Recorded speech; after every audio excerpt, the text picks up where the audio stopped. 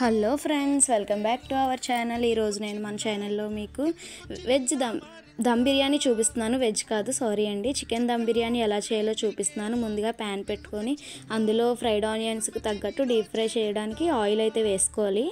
Oil బాగా heat అయిన తర్వాత ఆనియన్స్ వేసుకోవాలి. ఆనియన్స్ కూడా గోల్డెన్ బ్రౌన్లో ఫ్రై అవ్వాలన్నమాట.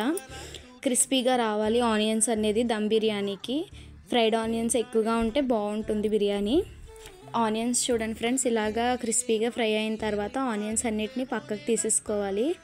మొత్తం మనం బాగా ఫ్రై చేసుకున్న ఆనియన్స్ని నెక్స్ట్ మన హోల్ గరం మసాలాస్ అన్నీ తీసుకోవాలి. ఇలాచీ, బిర్యానీ స్పైసెస్ ఇవన్నీ తీసుకొని కూడా ఇందులో వేసుకొని బాగా ఫ్రై చేసుకోవాలి.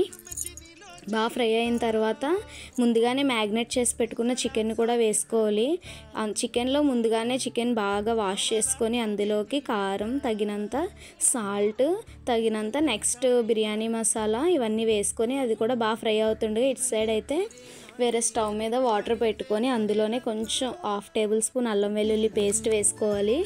అల్లం వెల్లుల్లి పేస్ట్, నెక్స్ట్ కొంచెం పచ్చిమిర్చి, ఒక 2 పచ్చిమిర్చి అయితే చాలు, కొంచెం చెక్క అండ్ నెక్స్ట్ బిర్యానీ ఆకు ఒకటి వేసుకోండి.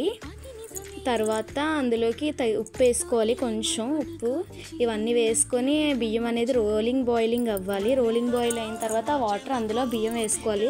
1/2 అవర్ ముందే కడిగి పెట్టుకున్న బియ్యం. నేనైతే ఇప్పుడు నార్మల్ రైస్తోనే దమ్ బిర్యానీ చేయడం చూపిస్తున్నాను.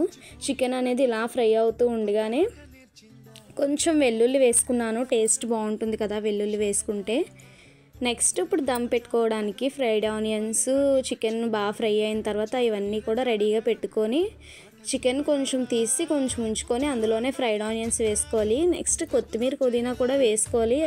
యాక్చువల్గా ఆ టైంలో నా దగ్గర లేవు, ఓకేలే ఇంకా ఇంట్లోకే కదా అన్నట్టు అలా చేసాను. లేయర్స్గా బిర్యానీ వేసుకొని లాస్ట్లో ఫ్రైడ్ ఆనియన్స్ కూడా వేసుకోవాలి. నెక్స్ట్ చూడండి, tasty dum biryani. Thank you for watching.